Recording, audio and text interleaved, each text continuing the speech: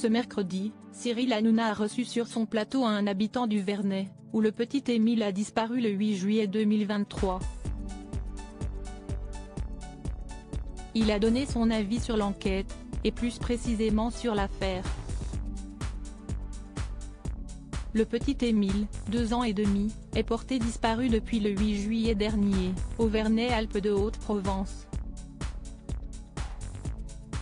Si les enquêteurs s'intéressent désormais à une grande dalle située non loin de la maison de ses grands-parents, le mystère reste entier concernant cette affaire. Ce mercredi 13 septembre, Gilles, un habitant du village, qui a toujours habité, était l'invité de Cyril Hanouna dans Touche pas à mon poste. Il a notamment expliqué que l'atmosphère est de plus en plus pesante, de jour en jour, au sein de cette petite bourgade. Mais il a toujours espoir que l'on retrouve le petit.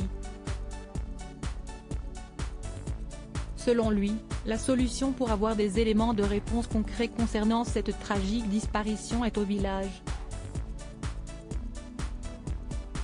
Pas ailleurs. Quant à l'enquête, comme l'a rappelé Cyril Hanouna, Gilles sent qu'elle avance. Il fait confiance en enquêteurs pour comprendre ce qu'il s'est réellement passé. En attendant, il patiente avec les autres habitants. Cette affaire est naturellement devenue leur préoccupation principale. La disparition de Mille, si est-il le sujet qu'on aborde en permanence. On a envie de savoir. Parce que le souci, si est-il qu'on ne peut pas retrouver une sérénité tant qu'on n'aura pas l'issue de cette affaire, a déclaré celui qui ne connaît pas bien la famille du petit Émile, même s'il aperçoit tous les jours ses parents au village, eux qui s'y sont installés afin d'être présents au cas où l'enquête avancée apporte des éléments de réponse. Car pour rappel, ces derniers habitent dans les Bouches-du-Rhône. Ils avaient confié leur enfant à leurs parents pour les vacances d'été. Gilles est également revenu sur l'une des pistes régulièrement évoquées concernant la disparition du petit Émile, à savoir l'enlèvement.